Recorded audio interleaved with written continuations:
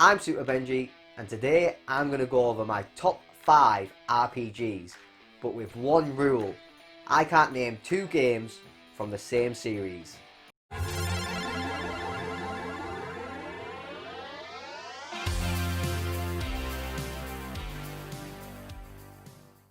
RPGs are without a doubt my favourite genre of video game, and today I'm going to discuss my top 5 RPGs, but with one catch: I can't pick two games from the same series.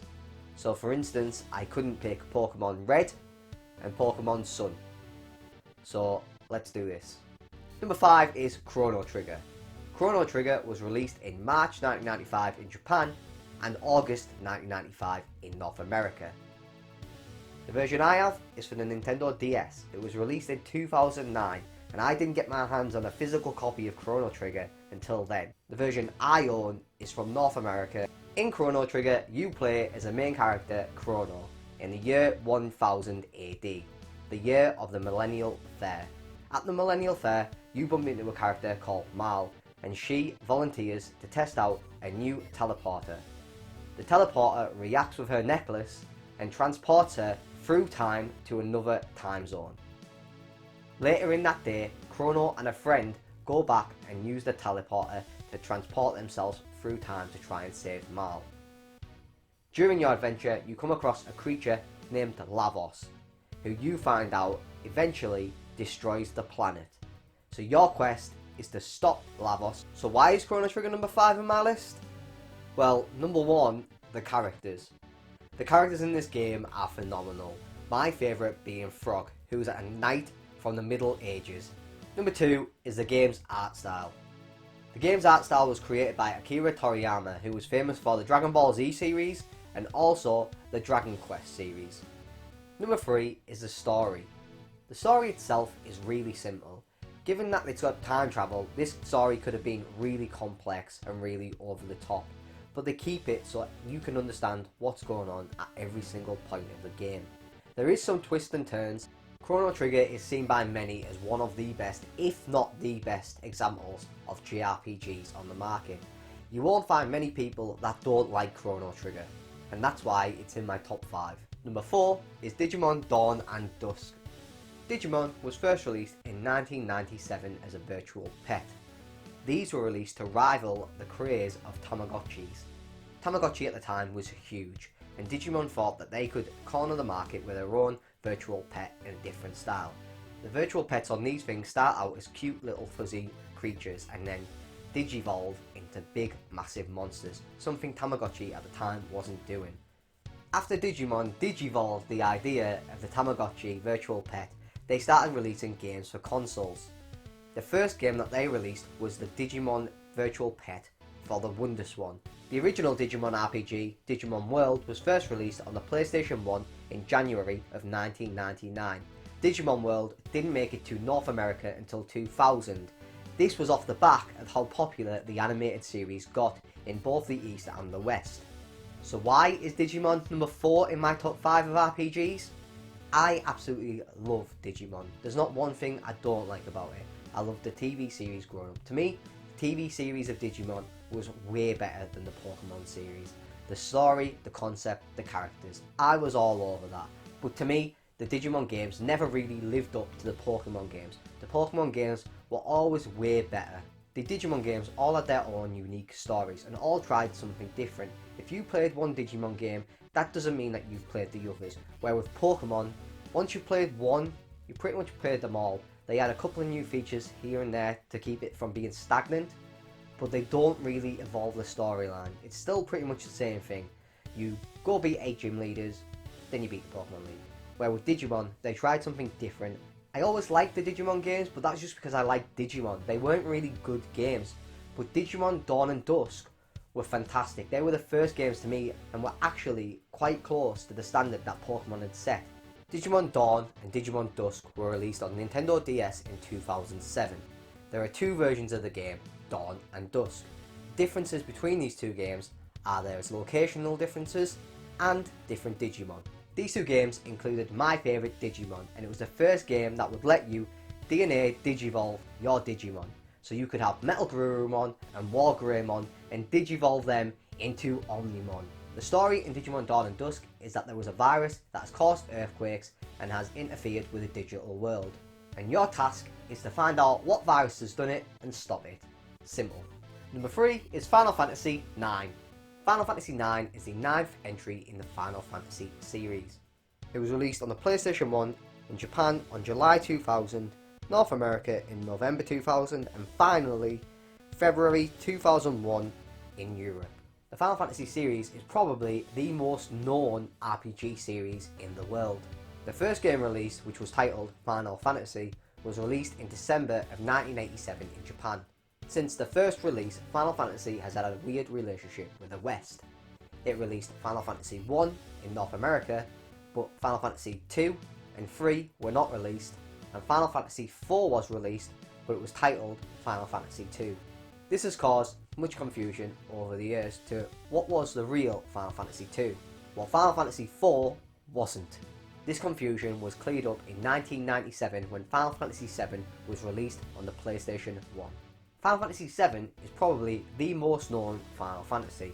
It broke the West for Final Fantasy. I remember everyone having Final Fantasy 7 in school, even people that wouldn't look twice at a JRPG. Final Fantasy 7 was unlike any Final Fantasy that went before it, not just because of the 3D model graphics and the FMV sequences. It was gritty and it was cool. But we're here to talk about my favourite entry in the series, Final Fantasy IX. Why is Final Fantasy IX my favourite? Well, to me, Final Fantasy IX goes back to the old school Final Fantasy with knights, mages and airships. In Final Fantasy IX, you play as a member of a crew of bandits, Zidane. The game opens up with the bandits trying to kidnap the Princess Garnet. But after the opening sequence, you actually start playing as my favourite character in the game, and one of the reasons why I actually love this game, Vivi. Vivi is adorable. He's a black mage, he has zero confidence, he's really clumsy, and he questions his whole existence. Throughout the game, Vivi's character arc is like a roller coaster, but by the end of it, he comes out of it with self-confidence, but he's still very adorable. Final Fantasy IX also has the Tetramaster side game. When I was growing up, I used to collect Pokemon cards, Digimon cards, Tazos and football stickers, whatever I could get my hands on to collect. And this game has a deck building game called Tetramaster. You can play this game against other NPCs in the game and play them for their cards. Personally, I think this is where Witcher got their inspiration to create Gwent. So that's why I picked Final Fantasy IX to be my favourite Final Fantasy game and my number 3 in the list. Number 2 in my list is Pokemon Heart Gold and Soul Silver. Pokemon Heart Gold and Soul Silver were released in Japan in 2009 and in Europe in March 2010. Pokemon Heart Gold and Soul Silver are remakes of Pokemon Gold and Pokemon Silver, which were released on the Game Boy in Japan in 1999 and in Europe in 2000. Pokemon Gold and Silver is the second generation of Pokemon. It was released during the height of the Pokemon craze and introduced 100 new Pokemon into the series. Alongside those 100 new Pokemon, Pokemon Gold and Silver introduced new features, some of which are still there today. One of these features is a day and night cycle, so some Pokemon are only able to be caught in the day and some in the night. It also introduced breeding, where you could breed 2 Pokemon and get an egg. Some Pokemon had new baby forms of Pokemon. One of these was Pichu. If you bred 2 Pikachus, you would get a Pichu.